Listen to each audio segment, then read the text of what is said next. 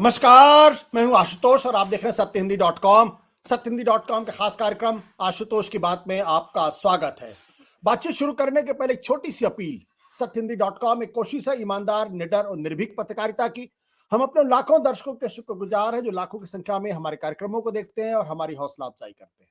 हम उनसे एक और छोटी सी गुजारिश करना चाहते हैं, अगर संभव हो सके तो आप न केवल हमारे कार्यक्रम देखें बल्कि आप हमारी थोड़ी सी आर्थिक मदद भी करें। आप इस वीडियो के डिस्क्रिप्शन में जाएं, सत्य हिंदी के सदस्य बने, थोड़ा सा आर्थिक भुगतान करके हमारे लिए बहुत बड़ी मदद होगी और पत्रकारिता के लिए आपका बड़ा योगदान। और अब आज की बातचीत शुरू करेंगे। दरअसल आज हम बातचीत करना चाहते हैं कांग्रेस पार्टी के मुख्य प्रवक्ता पवन खेड़ा जी से। पवन खेड़ा जी से इसलिए बातचीत करना चाहते हैं क्योंकि राम मंदिर के मसले को लेकर जिस तरीके से वितंडावाद पिछले दिनों खड़ा हुआ है, खासतौर पर जब से कांग्रेस पार्टी ने 22 जनवरी को मिले आमंत्रण से इनकार किया है, उसके बाद से जो राजनीति शुरू हुई है उसको लेकर काफी गहमा-गहमी है। जैसा कि हम सब जानते हैं, कांग्रेस पार्टी में कांग्रेस अध्यक्षा, पूर्व अध्यक्षा सोनिया गांधी, मल्लिकार्जुन खड़गे साहब और अधीर रंजन चौधरी को 22 जनवरी को राम मंदिर की प्राण प्रतिष्ठा के समय आने का निमंत्रण दिया गया था। कांग्रेस पार्टी ने उस पर सोच विचार किया और सोच विचार करने के बाद यह फैसला किया कि उनके लिए वहां जाना ठीक नहीं होगा और उन्होंने ससम्मान अस्वीकार कर दिया।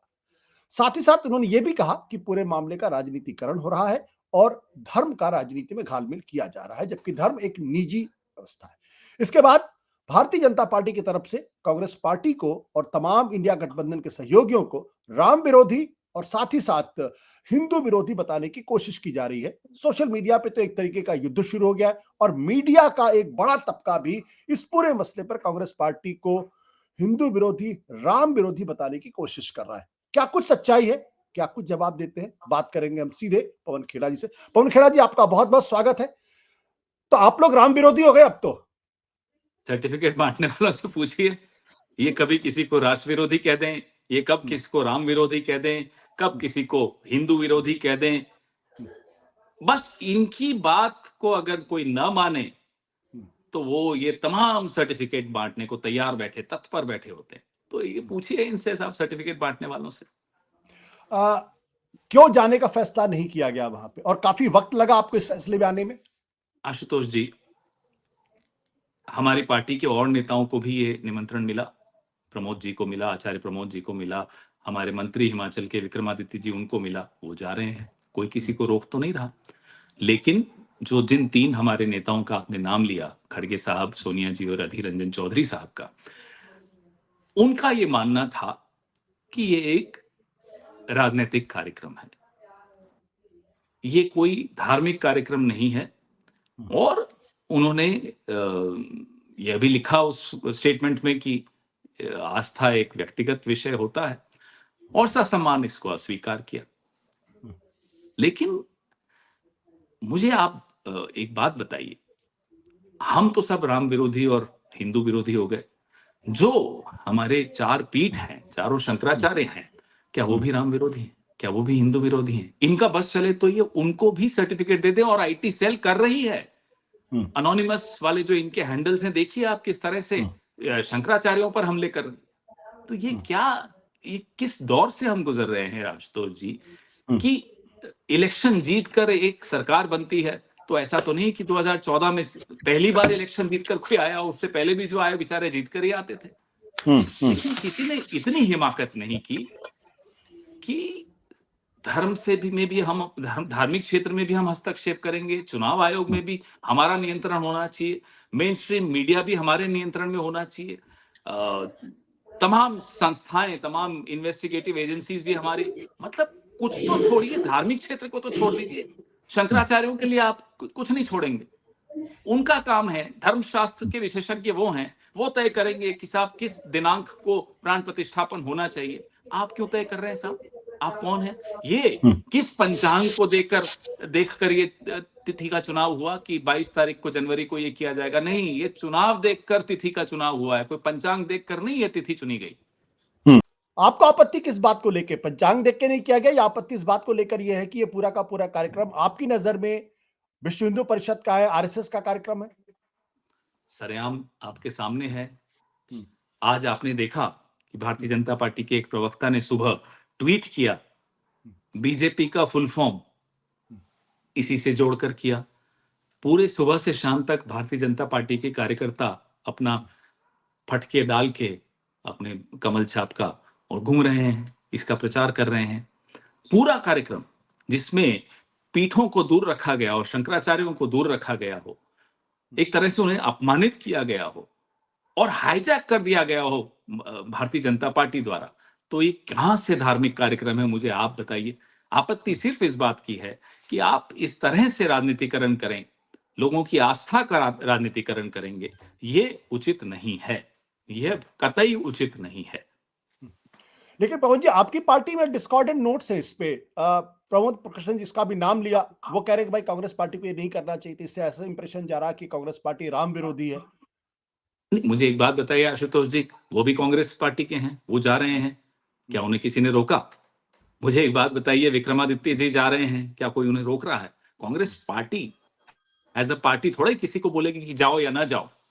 जिन व्यक्तियों के, जिन नेताओं के नाम पर यह निमंत्रण आया, उन्होंने एक उनका एक निर्णय आया, निष्कर्ष निकाला कि ये राजनीतिक कार्यक्रम है, ये धार्मिक कार्यक्रम नहीं है, और व्यक्तिगत आस्था जो होती है उसका इस तरह से राजनीतिकरण करना गलत है। क्या आपको नहीं लगता कि राम, जिनको राष्ट्रीय एकता के प्रतीक के तौर पर कहा जा रहा है, प्राण की मंदिर की प्राण प्रतिष्ठा हो रही है, अगर प्राण प्रतिष्ठा होती तो कांग्रेस पार्टी अपनी आपत्ति दर्ज कराने के बाद भी जा सकती थी, और जाती तो शायद ज्यादा बेहतर संदेश जाता। आशुतोष जी, आप बिल्कुल सही कह रहे हैं कि भगवान राम एकता के प्रतीक हैं। जब वो अयोध्या लौटे थे तब जातिवाती नहीं देखी, सब तरह के लोग उमड़ पड़े थे उन्हें अयोध्या की सीमाओं पर उनको लिवाने। लेकिन आज जो हो रहा है, चंपत राय जी कहते हैं कि साहब ये तो रामानंद संप्रदाय का है, इसमें शंकराचार्यों का कोई लेना देना नहीं है, ये क्या एकता दिखा रहे हैं? चंपत राय जी के आज का वीडियो मैं एक देख रहा था, ग्लानि आ रही थी, किस तरह की हल्की बात कर रहे हैं कि पुजारी का गर्दन काट के कोई सोना ले जाएगा, ये किस तरह की बात करते हैं? तो ये जिस तरह के लोग इस पूरे आयोजन को हाईजैक करके चल रहे हैं, कतई धार्मिक बात नहीं कर रहे हैं। लेकिन जाते तो क्या राष्ट्रीय एकता का प्रश्न नहीं होता, आपको लगता है? 22 तारीख को ही जाएं, ये कौन तय करेगा? 23 को क्यों नहीं जा सकते? 15 तारीख को हमारी उत्तर प्रदेश कांग्रेस कमेटी पूरी जा रही है।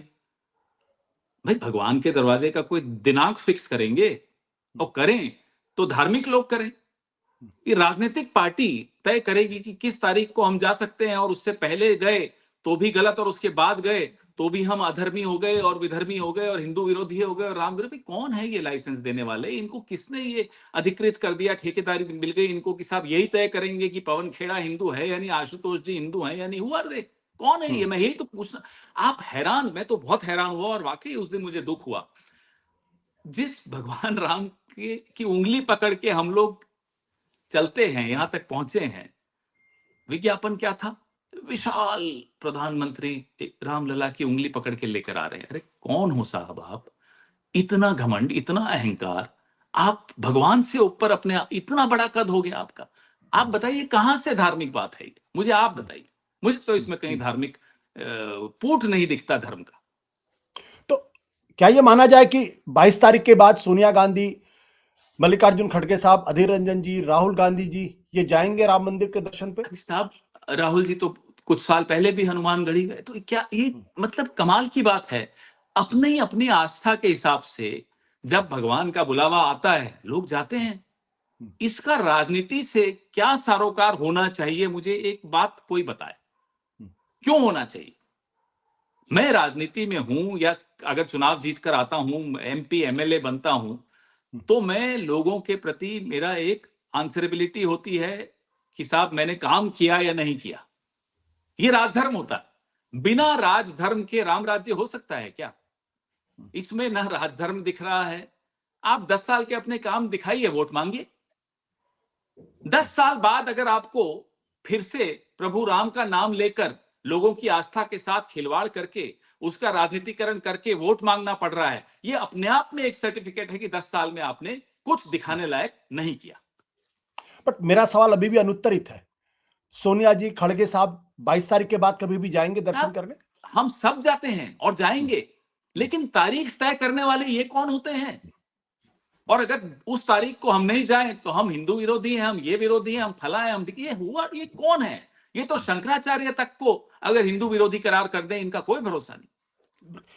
पवन जी, आपके ऊपर आरोप यह लग रहा है कांग्रेस पार्टी के ऊपर कि सोनिया गांधी जी ने या पार्टी के नेताओं ने इस वक्त फैसला मुस्लिम वोटों के मद्देनजर किया है, ये मुस्लिम अपीजमेंट है, क्या कहेंगे आप? ये आरोप लगाने वाले लोग अपने आप बता रहे हैं एक तरह से कि ये चुनावी पूरा माहौल है, ये पूरा मामला ही चुनावी है, ये मालूम पड़ गया ना इसी बात से।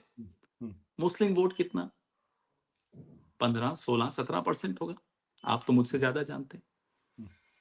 हिंदू वोट कितना, कोई मतलब ये चुनाव का इसमें क्या लेना देना है, मुझे बताइए। तो ये तो स्पष्ट हो गया कि ये चुनाव के मद्देनजर देखते हुए, जो मैंने आपको अभी थोड़ी देर पहले कहा कि पंचांग देख के 22 जनवरी की तिथि का चुनाव नहीं किया गया, चुनाव देखकर ये तिथि चुनी गई। ये सबके सामने है ये बात। और चुनाव देखकर क्यों की गई? 10 साल आपने कुछ ऐसा किया ही नहीं जिसको दिखा के अब आप फिर से वोट मांग सकते हैं।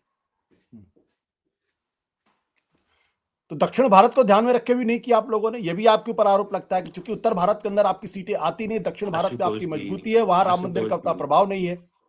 अभी जो 5 राज्यों में चुनाव हुए, उत्तर में हमें 40 से 41% वोट मिला, कम तो नहीं होता। पिछली बार हम वहां जीते, इस बार हम वहां हारे। इससे उसका क्या लेना देना, मुझे बताइए। तो ऐसे तो दक्षिण में भारतीय जनता पार्टी है ही नहीं, तो वो जितने निर्णय लेती है क्या दक्षिण के विरोध में लेती है? ये बात, एक देश, एक जो जिसको राष्ट्रीय पार्टी कहते हैं, राष्ट्रीय पार्टी की सोच राष्ट्रीय होती है, छोटी सोच हम नहीं रखते। अगर छोटी सोच रखी होती आशुतोष जी, तो 70 में से 54 साल, 75 में से 54 साल हमें बार बार नहीं जिताया जाता। सोच बड़ी है, इसीलिए हमें आज तक लोग पैन इंडिया, पूरी एक तरह से राष्ट्रीय पार्टी, हर गली, हर मोहल्ले, हर घर में एक कांग्रेस ही दिखता है। आपको इस बात का डर नहीं है कि इसकी वजह से कुछ हिंदू नाराज हो सकते हैं और आपको चुनाव में नुकसान हो सकता है? देखिए, क्यों डरे? इसमें डरने की क्या बात है? हमने क्या गलत कहा? हम जो कह रहे हैं वो स्पष्ट है। ये एक राजनीतिक कार्यक्रम है, ये भारतीय जनता पार्टी का कार्यक्रम है। हम भारतीय जनता पार्टी के कार्यक्रम में जाएं तभी हम हिंदू हैं, ये कौन तय करेगा? इस देश को हम मूर्ख नहीं मानते, ना किसी को मानना चाहिए। ये देश समझ रहा है क्या हो रहा है। मीडिया में जो ऊंची ऊंची आवाज में बोला जा रहा है, वो इस देश की आवाज नहीं है। इस देश की आवाज कहीं कहीं यूट्यूब पे कहीं सुनाई दे जाती है, कभी कभी आप जैसे डिजिटल स्पेस पे कहीं सुनाई दे जाती है। इस देश की आवाज हमारे सत्ताधीशों को सुनाई नहीं दे रही। मीडिया से आप नाराज लगते हैं? मैं मीडिया से इसलिए नाराज हूं, हर क्षेत्र का एक राजधर्म होता है, एक धर्म होता है। मीडिया, मेन स्ट्रीम मीडिया की बात कर रहा हूं। मुझे लगता है मैं मेन स्ट्रीम अब गलत बोलता हूं, अब मेन स्ट्रीम की परिभाषा भी बदल गई है, मेन स्ट्रीम अब ये हो गया है। खैर जो भी हो, टेलीविजन मीडिया, प्रिंट मीडिया से मुझे ये बहुत खेद के साथ कहता हूं कि वो अपने धर्म का पालन नहीं कर रहे हैं, कतई नहीं कर रहे। आप मतलब जो सवाल पूछ ले सरकार से, आप सरकार के साथ मिलकर उस पर छीटाकशी करने लग जाए, उसको नीचा दिखाने लग जाएं, उसको देश विरोधी कह दें, उसको खालिस्तानी कह दें, उसको पाकिस्तानी कह दें, उसको राम विरोधी कह दें। ये मीडिया का काम है क्या? मीडिया का काम है रिपोर्ट करना, इधर की बात भी और उधर की बात भी। और खास तौर पे लोकतंत्र में मीडिया का काम होता है विपक्ष की आवाज को ज्यादा, क्योंकि विपक्ष की आवाज एक तरह से किसी सरकार को गलत करने से रोकती है। मीडिया उस आवाज को और प्रबल करता है। कहां करता हुआ दिख रहा है आपको पिछले 10 साल में? पवन खेड़ा जी, पिछले दिनों फेसबुक पे आपका एक वीडियो आया था, और जिस दिन बिल्किस बानो पर सुप्रीम कोर्ट का फैसला था, और उस वीडियो में आपने एक आरोप लगाया था गंभीर, कितना बड़ा मुद्दा था, इतना बड़ा फैसला हुआ और उस पर कहीं किसी जो टेलीविजन चैनल है उस पर बहस नहीं हुई, क्यों आपने वो बात की? आशुतोष जी, आप बुरा मत मानिएगा, मैं एक आपकी ही जिंदगी से कुछ बताना चाहता हूँ। निर्भया का जब आंदोलन चल रहा था, आपके कार्यक्रम मैंने देखे थे, किया था आपने, दबाव बनाया था हम पर, हम सरकार में थे, और ऐसा दबाव बनाया कि हमें कड़ा कानून लाना पड़ा। ये होता है मीडिया का काम। निर्भया के वक्त जो मीडिया इतनी अच्छी भूमिका जिसने निभाई हो, बिल्किस के वक्त क्यों नहीं? क्या बदला? क्या धर्म बदला, मजहब बदला, या मीडिया बदल गया, सरकार बदल गई, बदला क्या? मैं ये जानना चाहता हूं, इसका जवाब माफ कीजिएगा, मुझे नहीं ये सवाल सोने देता। मैंने कभी सोचा नहीं था सपने में कि मैं अपनी जिंदगी में इस देश को इस तरह से, इस देश के मीडिया को बदलते हुए देखूंगा और इस देश की सिविल सोसाइटी को भी बदलते हुए देखूंगा कि अपराधी का धर्म देखा जाएगा, फिर बोला तय किया जाएगा कि वो अपराध है या नहीं है, उसको जेल में रहना चाहिए, बाहर रहना चाहिए। जिसके साथ बलात्कार हुआ उसका भी मजहब देखा जाएगा, फिर हम तय करेंगे कि हम उसकी आवाज उठाएंगे या नहीं उठाएंगे। ये हम कहां आ गए हैं साहब, मुझे बताइए ना। मैं हताश हो जाता हूं कई बार। आपको लगता है मैं मीडिया के खिलाफ बोल रहा हूं। आशुतोष जी, ये मैं मीडिया के खिलाफ नहीं बोल रहा हूं। ये एक दर्द है जिस मेरे पास जवाब नहीं है इन सवालों का। जब निर्भया हुई थी, आप लोगों ने जब दबाव बनाया था, हम कोई आपसे नफरत नहीं करते थे। हम समझते थे कि हमारी जिम्मेदारियों में हमें कुछ सुधार लाना चाहिए। हम समझते थे कि आप अपना काम कर रहे हैं और बखूबी कर रहे हैं और आपने किया। आज क्यों नहीं दिखता ये? आज क्यों नहीं सड़क पर अन्ना हजारे आ रहे? क्या कारण नजर आता आपको? मैं आपसे पूछना चाहता हूं, क्या बदला? 10 साल में देश नहीं बदल सकता इतना।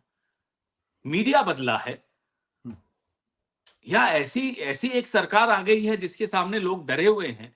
अरे साहब, क्या डर है ये डर की वजह से चुप है। तो चलिए, फिर भी मेरे मन में एक दिलासा है कि जब ये डर खत्म हो जाएगा, जब ये सरकार चली जाएगी, लोग फिर से, जो असली हिंदुस्तान है वो दिखेगा। मैं उम्मीद करता हूं ये सिर्फ भय है और कुछ नहीं।